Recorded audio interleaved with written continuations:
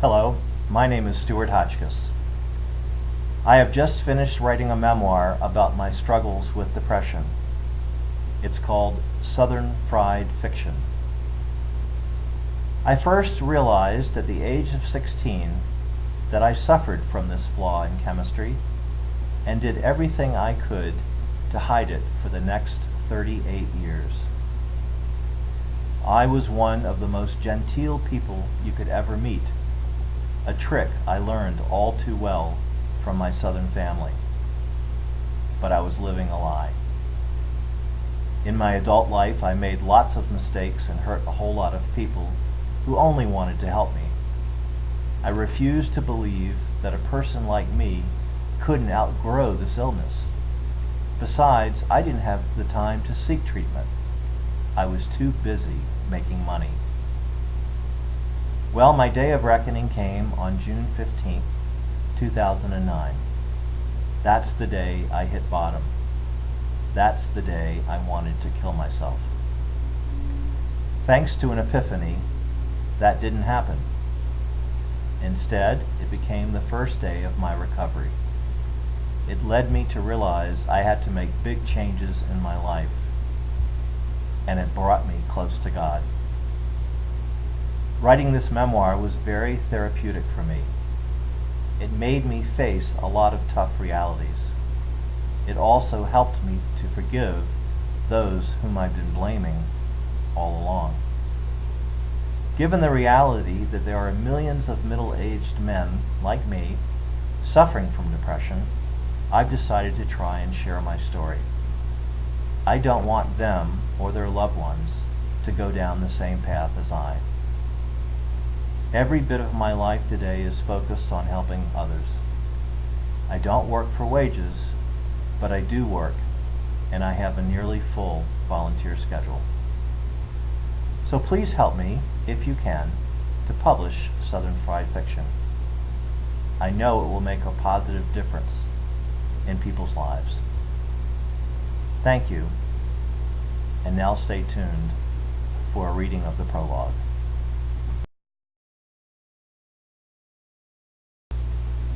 My man had told me he could get his hands on a basic model Glock handgun for $300. His assurance that it would be clean and untraceable didn't matter to me. You can't put a dead man in jail. And that's what I plan to be in a few days. Dead and gone. My career in publishing had been cut short by senseless litigation. I'd accumulated debt the size of Texas.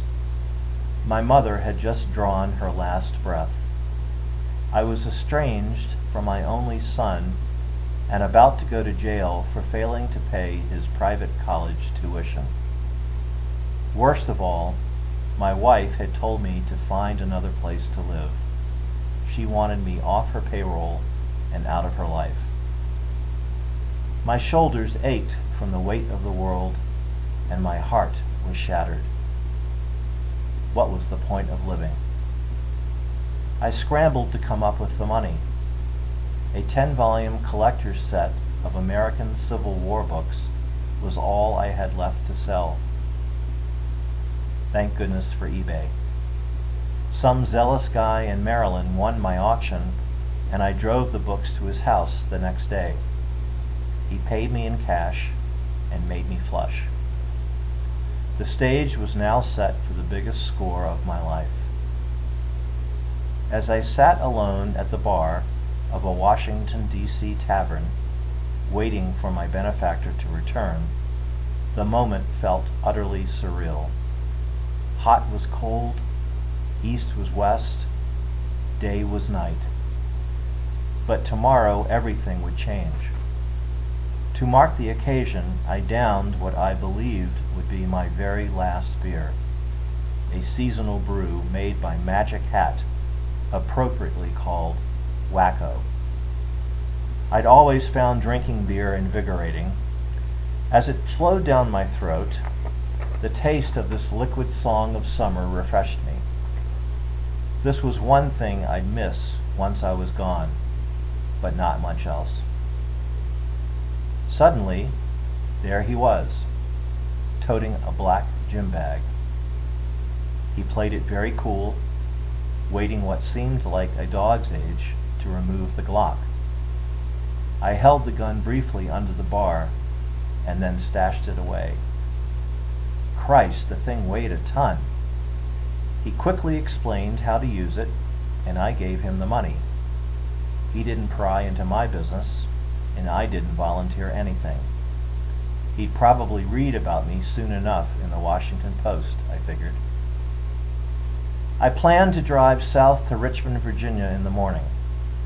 My destination was Hollywood Cemetery, where I planned to sit beneath a granite angel on the family plot overlooking the James River and pull the trigger.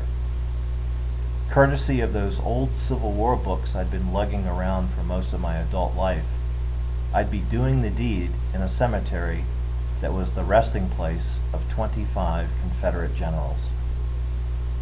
I'd lost all my possessions, my pride, and my dignity, but not my sense of irony. Before my rendezvous with death, I wanted to fulfill a commitment I'd made to my primary care physician, Dr. Jennifer Beach. I'd spilled my guts to her 2 weeks earlier about wanting to commit suicide.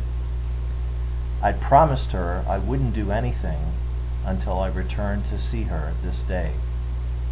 I didn't owe Dr. Beach a thing, but she certainly earned my respect. She seemed like the only person who gave a damn about me, even if it was in her job description. I entered the medical center and took a seat in the packed waiting room. Dr. Beach emerged, a mere 7 minutes behind schedule.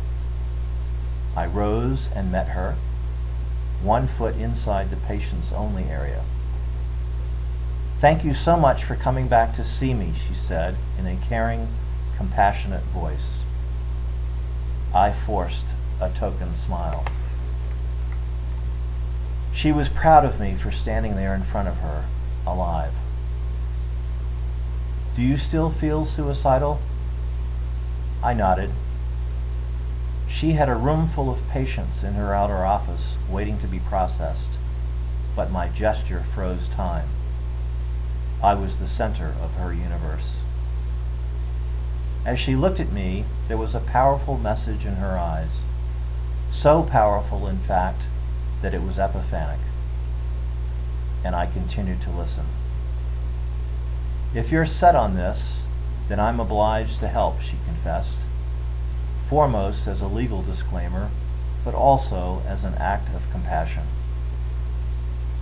I could have lied about being suicidal and walked away, but I was tired of pretending. That's all I'd been doing my entire life. "Perhaps we can make a difference," she continued. "What do you have to lose?" Dr. Beach had a point. I had absolutely nothing to lose but time, and I was already willing to throw away whatever days, months, or years I had left on Earth. Something in her argument was convincing, because I'd forgotten all about that loaded gun. I'd become so accustomed to feeling like people wanted to destroy me that I'd forgotten what it felt like for someone to care about me.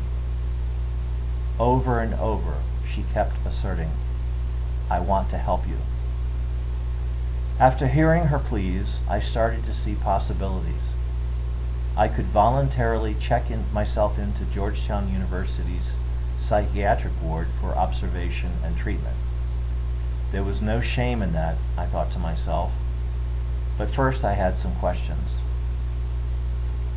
"What exactly are they going to do?" I asked.